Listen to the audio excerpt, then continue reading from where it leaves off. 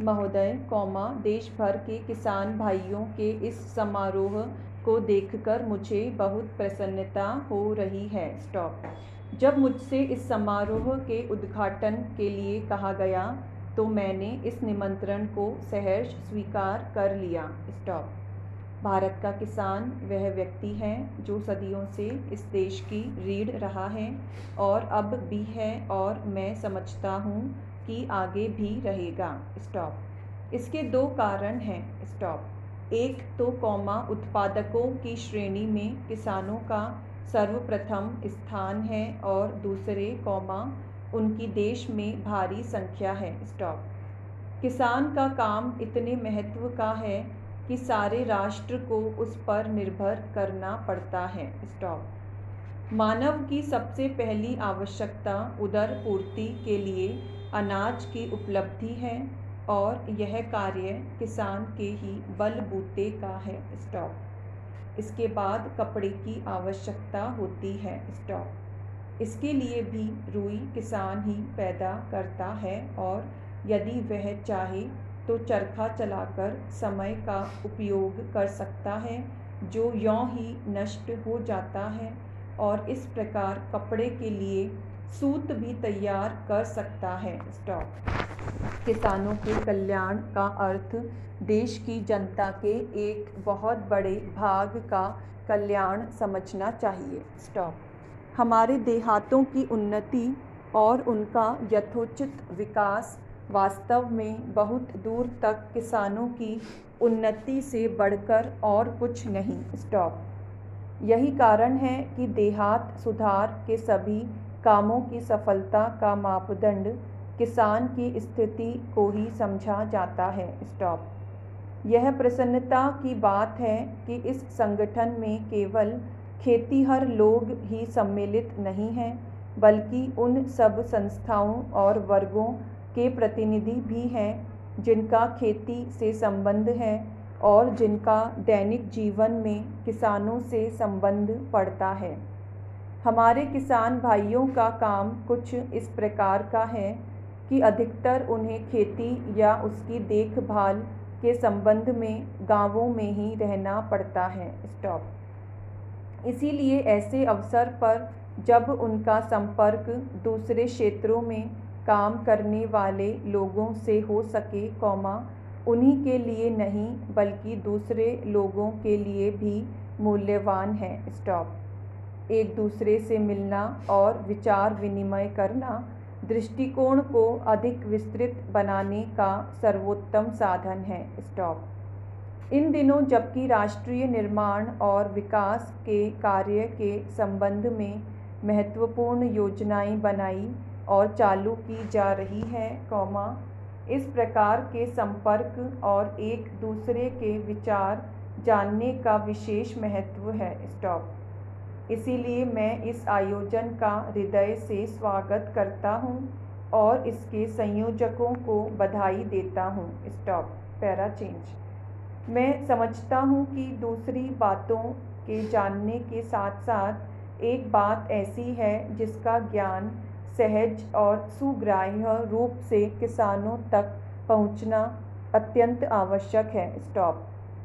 शिक्षित समाज की धारणा यह है कि हमारे देश के किसान रूढ़िवादी हैं और वे अपनी पुरानी रीति नीति को जल्दी नहीं बदलते, इसीलिए उनमें नए विचार अथवा नई प्रक्रियाओं का प्रचार बहुत कठिन होता है। मैं समझता हूँ कि यह एक अत्यंत भ्रामक विचार है। यह सच है। Para change. महोदय, आवश्यकता इस बात की है कि खेती के साथ साथ गौवंश की भी उन्नति होनी चाहिए, क्योंकि हमारी खेती उसी पर निर्भर है। गाय हमें दूध, दही, घी, मक्खन इत्यादि के रूप में पुष्टिकर भोजन देती है। इसके अतिरिक्त खेतों के लिए अच्छी से अच्छी खाद देती है, जिसको हम अपने अज्ञान से या तो बिल्कुल नष्ट कर देते हैं या उससे जितना लाभ उठा सकते हैं, नहीं उठाते।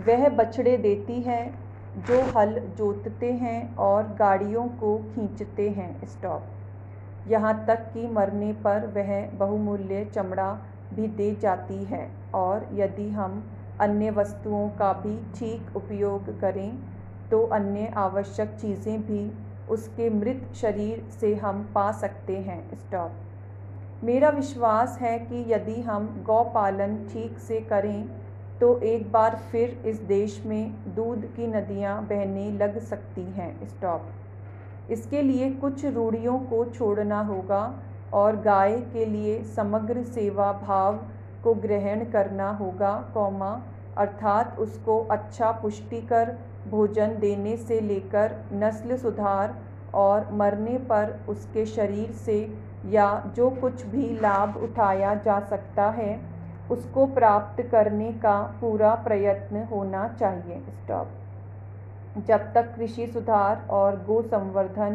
के कार्य साथ साथ नहीं किए जाएंगे तब तक खाद्य समस्या पूरी तरह हल नहीं हो सकेगी। स्टॉप। खाद्य पदार्थों में अन्न आवश्यक है, पर दूध, दही, घी, मक्खन इत्यादि अर्थात गोरस भी किसी रूप में कम आवश्यक नहीं। स्टॉप। Para change. देश की कृषि अनुसंधानशालाओं को जो खेती और पशुओं की नस्ल सुधार आदि का काम बराबर कर रही है, उस काम के परिणामों का किसानों में पूरी तरह प्रचार करना चाहिए। स्टॉप। तभी देश को इन वैज्ञानिक खोजों का पूरा लाभ मिल सकता है। स्टॉप। पश्चिमी देशों के परीक्षणों से खेती के क्षेत्र में इन अनुसंधानों और वैज्ञानिक खोजों का महत्व और उत्पादन पर प्रभाव भली प्रकार प्रमाणित हो चुका है। स्टॉप।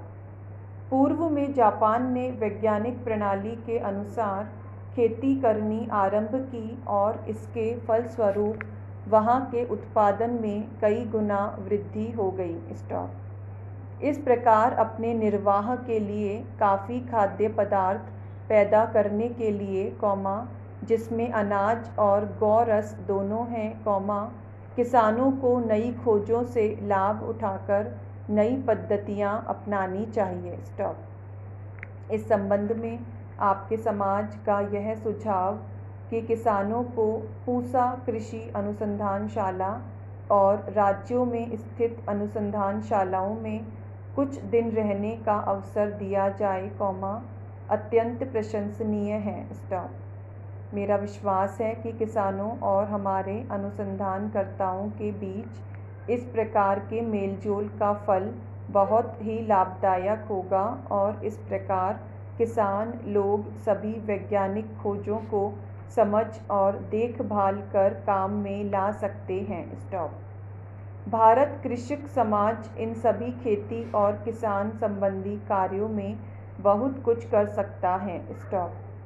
यह किसानों का अपना संगठन है और व्यवहारिक सहायता की आशा कर सकते हैं। स्टॉप।